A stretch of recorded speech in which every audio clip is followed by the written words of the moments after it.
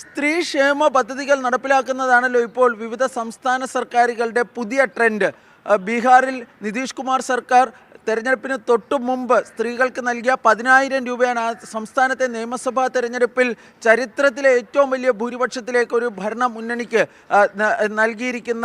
ലഭിച്ചിരിക്കുന്ന പിന്തുണയ്ക്ക് കാരണമെന്നാണ് പൊതുവെ വിലയിരുത്തപ്പെടുന്നത്. കാരണം അതായിരുന്നു ഏറ്റവും വലിയ ഗെയിം ചേഞ്ചറായി പറയപ്പെട്ടിരുന്നത്. ഇതുപോലെ തന്നെ ഇപ്പോൾ മധ്യപ്രദേശിൽ നിന്ന് പുതുതായി ഒരു വാർത്ത പുറത്തു വരുന്നുണ്ട്. മധ്യപ്രദേശിൽ സമീപകാലത്തൊന്നും വലിയ തെരഞ്ഞെടുപ്പൊന്നുമില്ല. പക്ഷേ മധ്യപ്രദേശിൽ ലാഡ്ലി ബഹൻ യോജന പ്രകാരം നൽകുന്ന സാമ്പത്തിക സഹായം, പ്രതിമാസം നൽകുന്ന സാമ്പത്തിക സഹായം 1,500 രൂപയായി മോഹൻ യാദവ് സർക്കാർ ഉയർത്തിയിരിക്കുകയാണ്. നിലവിൽ 1,250 രൂപയായിരുന്നു. അതാണ് ഇപ്പോൾ 1,500 രൂപയായി ഉയർത്തിയിരിക്കുന്നത്.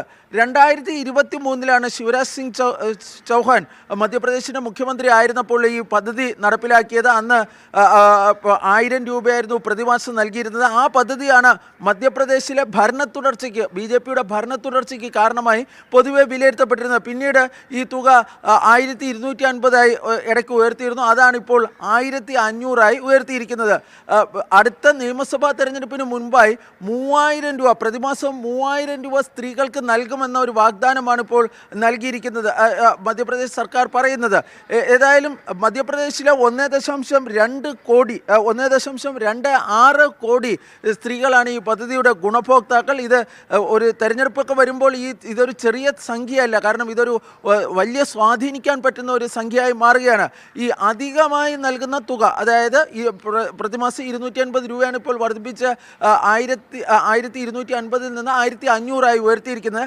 ഇങ്ങനെ വരുമ്പോൾ സംസ്ഥാന ഖജനാവിന് ഏതാണ്ട് 3,810 കോടി രൂപയുടെ അധിക ചിലവ് ഈ സാമ്പത്തിക വർഷം ഉണ്ടാകുമെന്നാണ് ഈ സാമ്പത്തിക വിദഗ്ധരും മറ്റും ചൂണ്ടിക്കാട്ടുന്നത്. ഏതായാലും ഈ പുതിയ ട്രെൻഡ് ഇപ്പോൾ ബീഹാറിൽ നമ്മൾ കണ്ടു, ചരിത്ര വിജയം.